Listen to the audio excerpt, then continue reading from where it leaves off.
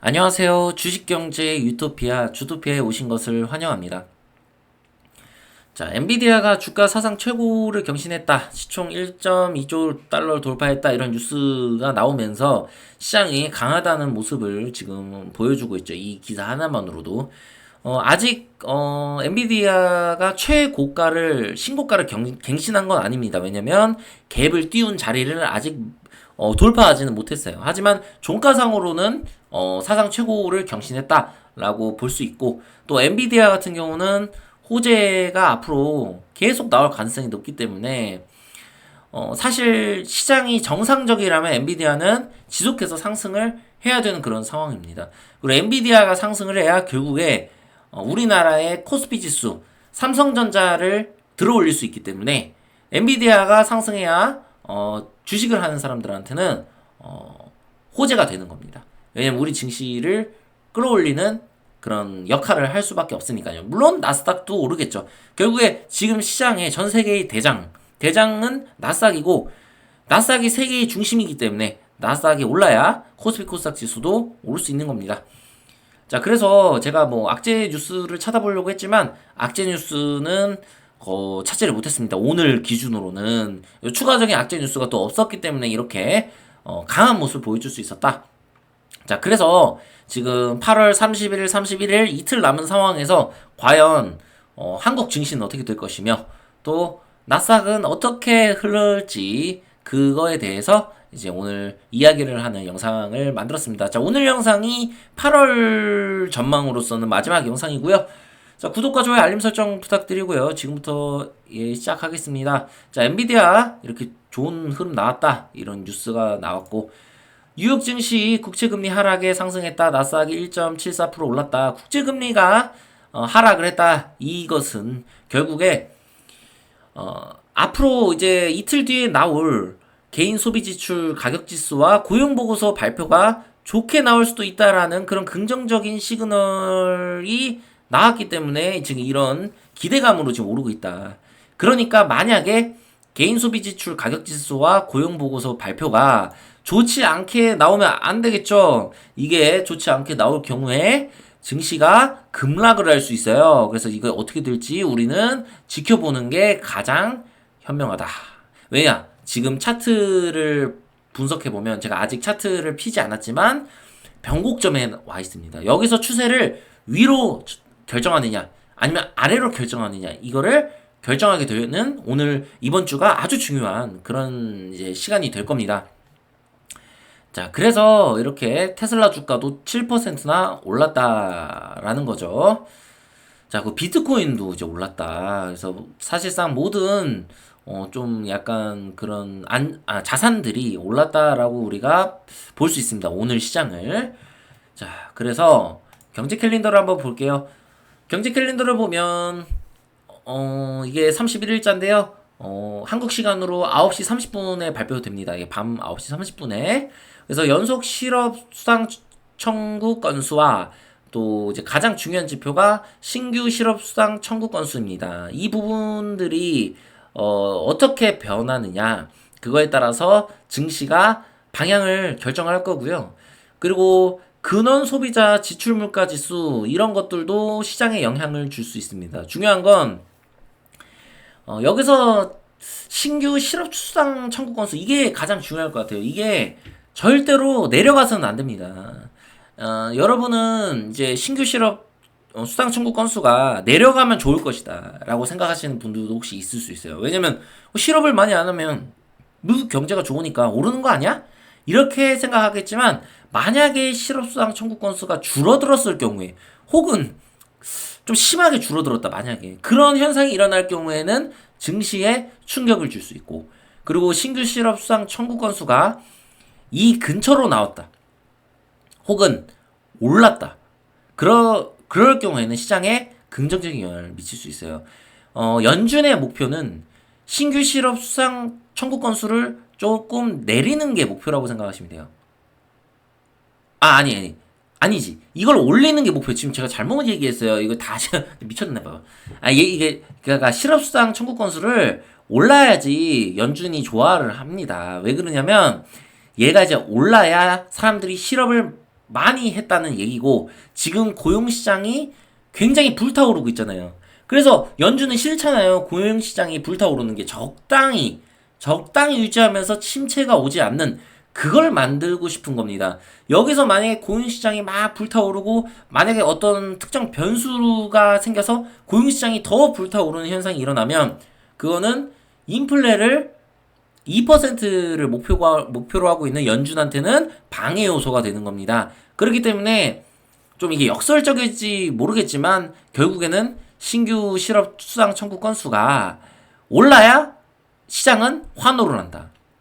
얘가 만약에 내릴 경우에는 그러면 시장은 약세를 보일 수밖에 없다. 그리고 시장이 지금 기대하고 있는 게 얘가 올라가길 기대하고 있잖아요. 근데 얘가 만약에 내려간다면 지금 기대로 올랐던 선 반영된 것들이 다 무너지면서 시장이 약세로 돌아설 수 있는 그런 어떤 변곡점에 와 있다. 그래서 우리가 이런 변곡점에 와 있는지 차트를 이제 함께 보도록 할 거예요. 그래서 중요한 거는 이게 변곡점인데 어떻게 시장이 분석을 할지는 가봐야 알아요. 지금까지의 분석을 제가 말씀드리는 겁니다. 지금까지의 반응.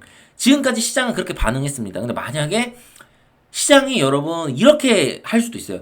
실업 그 수당 청구 건수가 만약에 높게 나왔어. 근데 갑자기 침체에 대한 우려 때문에 급락. 이거를 어떤 식으로 시장 참여자들이 그것을 바라보느냐에 따라서 이게 다르고 다르고가 나올 수 있거든요. 그래서 이 부분들을 여러분들이 꼭 생각하시고 8월 31일이 가장 재밌는 날이 되겠죠. 이때가 9월, 10월, 11월, 12월 올 남은 4개월 동안의 전망을 결정할 수도 있으니까요. 자, 그래서 우리가 차트를 보고 이야기하도록 하겠습니다. 자, 나스닥 같은 경우는 나스닥 100 선물이래. 나스닥 100 지수가 지금 21선과 61선을 강하게 돌파하는 모습을 보여줬고 지금 이 상태에서 전 고점 이 부분을 살짝 넘은 모습을 보여주고 있습니다. 자, 그래서 만약에 남은 이틀 동안 나스닥이 양봉을 그리면서 이렇게 올라갔다. 그러면 여러분 이거는 전고점 돌파를 하러 가는 겁니다. 지금 변곡점이라고 제가 말씀드렸던 이유가 뭐냐면 이 구간을 돌파하느냐 못하느냐에 따라서 얘가 밀리느냐 아니면 여기서 급등을 하느냐가 결정이 나는 구간이에요. 근데 저는 바로 돌파하기는 어려울 거라고 조금 예상을 하고 있습니다. 물론 지금 이 양봉 나온 거는 굉장히 우리가 긍정적으로 봐야 돼요. 시장이 120선을 일단은 이탈하지는 않을 수 있을까? 이런 기대감을 조금 우리가 가질 수 있고요. 그리고 단기 추세는 지금 상방을 그리고 있단 말이죠. 그쵸?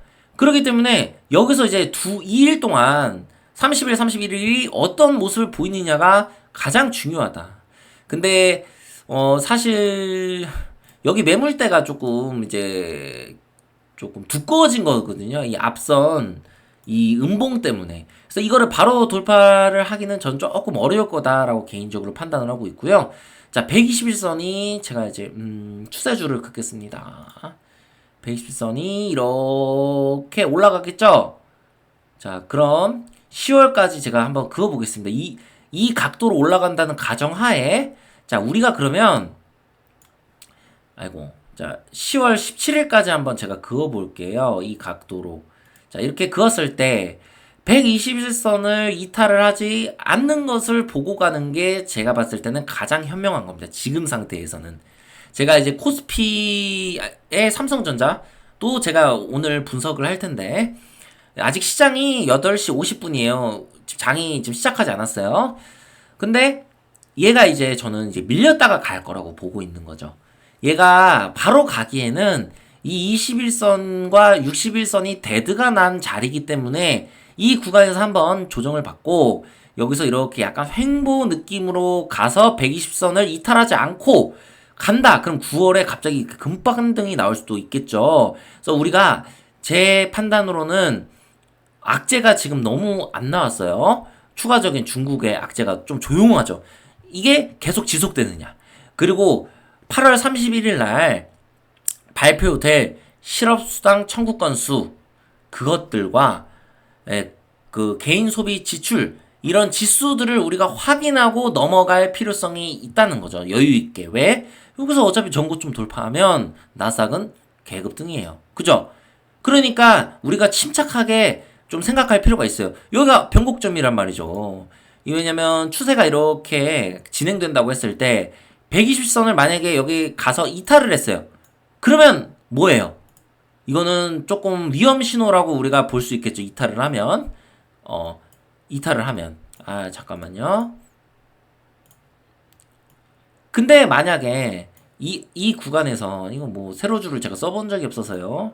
자, 요렇게 이 구간에서 만약에 반등을 해서 배입선을 지지하고 올라간다면 아주 강한 상승이 나오겠죠. 그래서 이 조정 구간이 한 9월에 좀 올 수 있다. 저는 이렇게 보고 있습니다. 지금까지는. 그치만 이틀 동안 어떤 흐름이 보이느냐 이거에 따라서 요거는 이제 뷰가 바뀔 수 있습니다. 그래서 9월 전망은 8월 31일이나 9월 1일날 제가 올리도록 할 거고요. 자, 그리고 이제 코스피 삼성전자를 보겠습니다. 자, 이 삼성전자를 보면 제가 이거 과연 이 자리를 돌파할 수 있을 것인가에 대한 우려가 있는 거예요. 제가 위에 미리 이제 선을 그어놨는데 이 구간이 아주 강한 매물대란 말이죠. 지금 이 매물대인데 갭을 두 번이나 보여줬어요. 이제 하락 갭으로 지금 떨어져 있는 상태인데 여기에 머물러 있잖아요. 근데 아직 21선을 돌파한 상태가 아닙니다. 게다가 21선과 121선은 지금 데드크로스를 나기 직전의 상황에 놓여 있어요. 이런 상황에서 삼성전자가 만약에 이 갭을 메우고 이 고점을 돌파한다면 이것은 상승 추세로 전환을 하는 겁니다. 그래서 시장을 아주 긍정적으로 봐야겠죠. 이걸 돌파한다면. 하지만 이것을 돌파하지 못하고 밀린다면 추가적인 하락이 나올 수 있는 그런 변곡점이에요. 그래서 우리가 앞으로 발표될 그 지표들이 어떻게 나올지 우리가 좀 지켜봐야 되는데 이 차트도 그런 관망세를 보이고 있어요. 이거 변곡점을 보이고 있단 말이죠. 그래서 이런 것들을 놓고 봤을 때 저는 관망을 하다가 추세가 변하게 되면 그때 확실하게 공략하는 게 좋다라고 저는 생각합니다. 왜? 중국에 대한 악재가 갑자기 좀 무언가가 터질 수 있고 또 생각보다 지표들이 지금 발표될 지표도 9월에도 이제 있을 거 아니에요. 그 지표들이 만약에 좋지 않게 나올 가능성도 있기 때문에 이 점을 우리가 생각을 해야 됩니다. 그래서 만약에 지금은 너무나도 맑은 날씨지만 혹시라도 내릴 수 있는 그런 어떤 비들 어떤 그 천둥 번개 이런 것들을 좀 조심해야 된다 이렇게 말씀드리고 싶습니다. 그래서 제가 오늘 내릴 결론은 추세 확실히 확인하고 그 다음에 시장을 접근하자. 이게 제가 오늘 내린 결론입니다. 자, 오늘 이제 마지막 8월 영상 마쳤고요. 구독과 좋아요 알림 설정 부탁드리고 오늘 시장도 성투하시길 바라겠습니다. 감사합니다.